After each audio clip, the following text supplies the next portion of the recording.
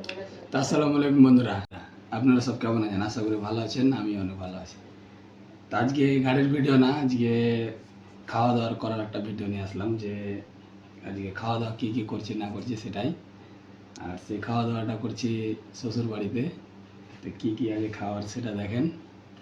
এখানে আছে আলু আর করলা ভাজি, এটা আছে মুরগির মাংস, এখানে আছে আলু আর বেগুন সবজি, আর এটা আমার ফেভারেট, এটা শাক আছে, এখানে আছে একটা ডিমের আমলেট, আর এখানে আছে লেবু শসা। যাই হোক, খাওয়াটা চালু করি, এটা দিয়েই চালু করি, তারপর দেখা যাক। যাক, এগুলো খাওয়ার সব আমার শাশুড়ি বানিয়েছে, টেস্টটা কীরকম আছে সেটা ফের আবার জানাচ্ছি। আর গাড়ি তো আছে গাজলে, লোড করা আছে,